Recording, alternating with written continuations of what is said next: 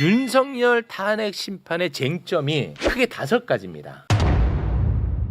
하나하나 정확하게 따져보겠습니다. 자, 1번 비상계엄의 절차적 적법성.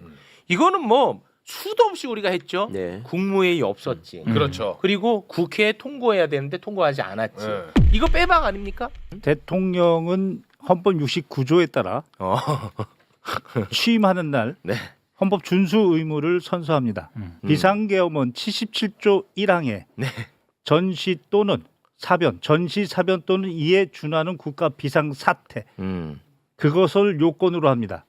윤석열이 불만으로 하는 정치적 상황 절대 요건에 해당하지 않습니다. 요건에도 맞지 않았고 절차도 맞지 않았고. 국방장관이나 행안부 장관이 국무총리를 거쳐서 그렇지. 대통령한테 해야 되는데 맞네. 한덕수는 죽어도 안 들었다고 그러고 맞아. 김용현은 귓속말 했다 그러고 지금 이러고 있는 그렇죠. 거죠. 1번 위헌 끝났어.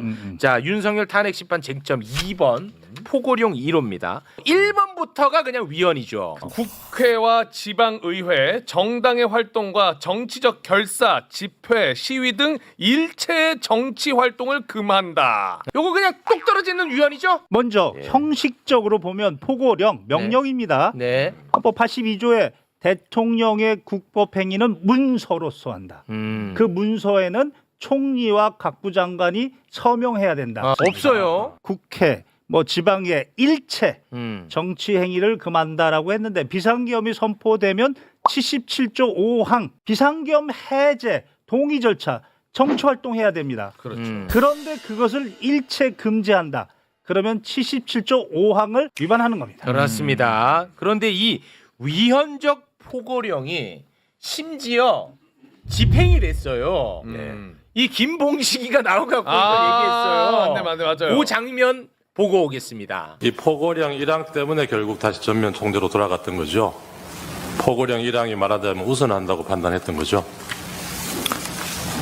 그 포고령이란 근거에 의해서 상급청의 지시에 따라야 된다고 생각했습니다. 진행돼 버렸어. 위헌적 포고령이 심지어 집행이 됐어. 그냥 끝났죠? 저렇게 되면 바로 전두환 판결. 96도 3376 대법원 판결 내란이다. 자, 그리고 3번 국회 봉쇄요. 국회 봉쇄하는 장면은 우리가 수도 없이 봤죠. 그런데 윤석열의 지시가 있었냐?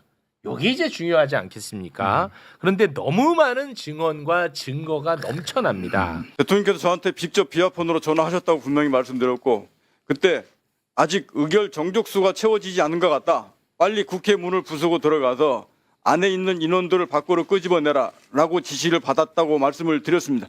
사령관님께서 상부 지시로 문을 부수고 국회의원 끌어내라, 필요하면 전기를 차단해라 이런 지시를 받았죠? 네, 00시 50분에서 01시 사이에 보안폰으로 전화하셨습니다. 화상회의를 했는데 대통령님께서 문을 부셔서라도 국회의원을 끄집어내라 고 말씀하셨어. 그리고 마침 그 전화가 끝날 때쯤 일대대장 전화가 왔습니다.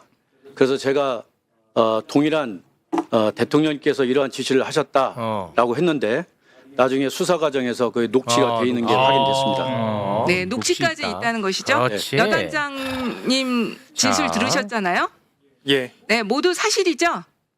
예, 사실입니다. 자, 대통령님 지시라는 그 단어는 제가 기억하고 있습니다. 자, 복수의 증언 같이 계속 차여있던. 다 쏟아지고 증거까지 있는 상황. 그렇죠. 그리고 또 이진우 수방사령관. 총을 쏴서라도 문을 부수고 들어가서 끌어내. 본회의장으로 가서 4명이 한 명씩 들쳤고 나오라고 해. 빨리 들어가. 아니 못 들어가는데 왜 자꾸 그러십니까? 자, 또 떨어지죠. 네. 자, 그리고 또 조성현 수방사 1경비 단장. 본청 안으로 들어가라. 국회의원을 끌어내라. 이렇게 했단 말입니까? 그렇습니다. 내부로 들어가서 의원들을 끌어내라. 와, 끝이 없다. 끝이 없어. 국회 봉쇄는 끝났지 이제. 네. 끝났지. 요거 대통령 직접 한 거예요. 군영법 5조 반란 1호 우두머리 사형 여기 똑 떨어지는 겁니다. 네. 헌법 33조 공범과 신분 군인이 아닌 대통령이라 하더라도 군인에게 이렇게 지시를 했으면 바로 그 형은 군영법의 형으로 처벌한다. 네. 내란이 아닙니다. 바로 이러한 반란죄. 증거들이 반란입니다. 저희는 지금 탄핵에 대한 이야기를 하는데 형사 재판까지 같이 이렇게 좀 꼭 얘기하고 싶었습니다. 너무 얘기하고 싶어가지고. 네, 꼭 얘기하고 싶었습니다. 자, 그러니까 1번, 2번, 3번 국회 봉쇄까지 끝났지. 네. 이거 이견이 어떻게 있어, 맞지? 한두 개가 아니니까. 끝났지. 자, 증거가. 4번 중앙선관위 장악 시도. 중앙선관위에 개헌군이 간 장면은 수도 없이 봤잖아. 그렇죠. 자, 이 선관위의 장악을 윤석열이 직접 지시를 했다는 것만 우리가 알면 이것도 똑 떨어집니다. 이거 직접 지시. 끝나 이것도. 그런데 너무 고맙게도 윤석열이 헌재에 나와서 자백을 해줬어. 선관위에 좀 보내라고 한 것은 제가 김용현 장관에게 얘기를 한 겁니다. 잘했다. 아 이거 다행이다. 나 이것도 까먹을 뻔했네. 와 직접 얘기를 해줬네. 감사합니다 진짜. 이거 너무 중요한 거거든 진짜. 우리는 지금 헌재가 중요하단 말이야. 네. 탄핵 심판이니까 헌재에서 얘기를 했어. 눈물 날 것 같네 나 이거. 이게 진짜 너무 감사해. 네. 똑 떨어져. 헌법재판관들은 저 이야기 들었으면 피가 거꾸로 솟았을 겁니다. 대통령도 헌법기관, 선관위도 대등한 헌법기관이지 그렇습니다. 행정기관이 아닙니다. 헌법기관과 헌법기관은 그 직무에 대해서 관여하면 안 된다. 그렇습니다. 헌법재판소 결정으로 나와 있는 겁니다. 네. 그래서 아마 저 선관위원장은 재판관들, 예. 대법관이잖아요. 그래서 형법 91조 이 헌법기관의 기능을 무력화하려고 했다. 네. 이게 바로 국헌 물론 목적이다. 윤석열 탄핵 심판 쟁점 4번. 4번 중앙선관위 장악 시도 끝났지. 네. 이거 뭐 어떤 이견이 있어? 이거 끝났잖아. 자, 5번 주요 인사 체포 지시입니다. 주요 인사 체포 지시에 대한 사실관계는 복수로 또 확인이 됩니다. 여인영에게 체포 명단을 받았다고 하는 사람이 현재 밝혀진 것만 최소 3명이에요. 네. 일단 홍장원 1차장의 메모는 수없이 우리가 봤죠. 네. 그리고 조지호 경찰청장, 그리고 김대우 방첩사 수사단장인데 조지호 경찰청장은 체포 명단을 여인으로부터 받았던 것도 받았던 거고 네. 이것보다도 현장에서 직접 윤석열에게 전화까지 받습니다. 조 청장 국회에 들어가는 국회의원들 다 잡아 체포해. 불법이야. 체포해. 체포해가 들어가 있구나. 체포해. 체포 명단이고 뭐건 다 체포해. 나발이고 현장에서 또 얘기했어 또. 자, 김대우 방첩사 수사단장이 받았어. 네. 그래가지고 방첩사 대령들을 쫙 모았어. 거기서 또 지시를 하다랍니다. 거의 8명인가 있어요. 대령들이. 네. 근데 그 가운데 대령 4명이 나 받았다. 똑같다. 그거 검찰에 가서 진술합니다. 4명 크로스 체크? 4명이 다. 오. 그리고 그 중에 한 명이 메모를 해. 누구누구 체포하라. 이거 검찰에 제출했어. 메모 제출했다고. 더 이상 어떻게? 그런데 개헌법 13조 계엄 시행 중 국회의원은 현행 범인인 경우를 제외하고 체포 또는 구금되지 아니한다. 현행 범인인 경우를 제외하고는 네. 체포하면 안 돼. 이게 개헌법이야. 다른 법도 아니고. 계엄법에 끝났잖아. 쟁점 5개 다 끝냈잖아.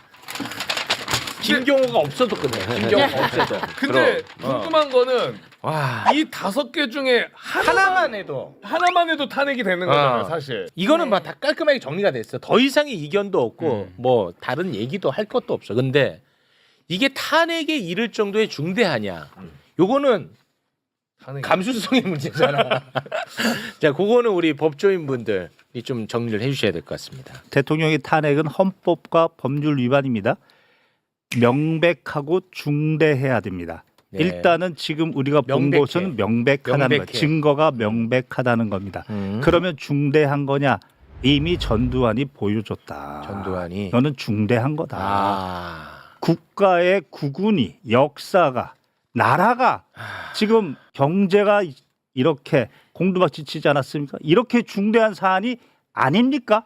구속 취소 그리고 심우정이 저런 이상한 짓거리 아무리 해도 이 5가지는 흔들 수가 없죠. 네. 그리고 헌법재판소의 재판관들도 이 5가지를 부정할 수가 없습니다. 그거는. 우리가 지금 헌법재판관이라고 생각하고 나는 지규현처럼 어떻게든지 틈을 찾아내가지고 이거를 기각시키겠다라고 생각하고 그 입장에서 어떻게 결정문을 쓸 수 있을 것인가를 생각해 보시면 더 쉽고 재밌어요 이게. 첫 번째 계엄령 헌법상에 규정된 계엄 선포의 요건을 다 갖췄다라고 얘기를 해야 돼요. 그래. 그럼 말 못하죠. 1항을 무너뜨리려면 그러려면 이거는 국가 비상사태에 해당한다. 라고 일단 해야 돼. 전지사변은 아니니까. 그러니까 국가 비상사태에 왜 해당하냐면 예산안을 통과시켜 주지 않고 계속 탄핵을 했기 때문에 국민한테 경고해야만 하는 국가 비상사태였다. 이렇게 해야 되거든요. 근데 국민한테 경고해서 계엄을 해야 된다는 건 어디에도 없는 거예요. 그러니까 이거는 그거를 쓰는 것 자체가 너무 웃기는 불가능하죠. 얘기야. 그거는 불가능하죠. 못 써 그렇게. 그다음에 국무총리를 거치지 않았고 국무회의도 안 열린 것 같다. 그렇지만 이거는 형식적인 절차에 불과해서 이건 안 해도 된다라고 써야 돼. 그렇게 써야 돼. 네, 근데 그거는 못 쓰잖아. 애초에 이거를 써놓은 이유가 대통령의 모든 행위는 국무회의 심의를 거쳐서 아까 부서야 된다고 돼 있잖아요. 돼 있잖아. 그러니까 이 중요한 일을 그걸 안 거쳤다고 안 거친 게 괜찮다라고 쓸 수가 없어요. 지금 이거. 못 써. 두 이 번째. 지기현이 와도 못한다. 이거는 지기현도. 두 번째 포고령이 위헌이 아니다라고 해야 돼요. 이제 정치 활동을 금지할 수도 있다. 근데 이제 계엄법에 국회가 폐회돼 있다고 하더라도 대통령은 국회를 소집해야 돼요. 그러니까 폐회돼 있어도 폐회돼 있어도 소집하라는 규정이 명문 규정으로 있어. 명문 규정으로 그리고 돼 있어. 그 동안에 전두환 박정희가 계엄령을 많이 선포해 봤잖아요. 그때 포고령이 다 있었잖아. 네. 그 포고령 위반 죄로 형을 받고 그걸 재심 청구한 분들이 많아요. 그게 대법원에서 재심이 받아들여지고 재심으로 무죄가 된 판례가 너무 많아. 그러니까 그거는 대법원이 잘못한 것이다라고 써야 돼.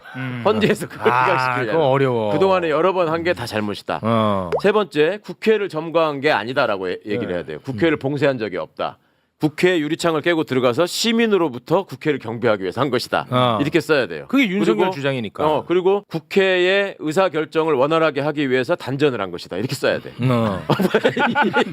이게 되겠냐고요. 와, 이거 쉽지 않은데. 그다음에 선관위를 점령하려고 하지 않았다. 일단 윤석열이가 선관위에다가 군대를 보낸 적이 있다라고 하는 걸 믿기 어렵다라고 써야 돼. 그건 안 되잖아. 기본적으로. 자기 다 같이 들었잖아. 그리고 지시를 했다고 하더라도 선관위를 점거하려고 한 적이 없다라고 해야 되는데 선관위 가서 제일 많이 했어. 일찍 가기도 했고 휴대폰도 뺐고 휴대폰 뺐었어. 서버 다 촬영하고 이런 게 다 나와버렸잖아. 네. 그러니까 그거는 우리가 헛것을 본 것이다. CCTV가 조작했다 이렇게 써야지. 결문을 쓰려면 그다음에 지기현도 못해. 다섯 번째 체포 지시를 한 적이 없다. 체포하려고 한 적이 없다라고 해야 돼. 이거는 홍장원이 자기 상상력에 의거해서 자기 아는 사람을 그냥 메모지에다 적은 거다. 이렇게 해야 돼요. 홍장원의 말은 절대 믿을 수 없다. 네. 이러다 보니까 이제 조지호나 방첩사 애들이 마음에 걸리잖아. 그거 안 돼. 그거는 너무 많아. 우연한 기회에 생각이 일치했을 뿐 이 사람들은 서로 연락을 주고받았다는 증거가 없다. 그러므로 나는 이거는 파면 사회에 해당하지 않는다. 그리고 거기다가 지 이름을 다 쓰고 이게 주권한 뒤에도 천년 만년 남아요. 이걸 누가 할 수 있냐고. 이거 불가능하다니까. 지기현도 어렵다. 아니, 진짜 이거는 어려워.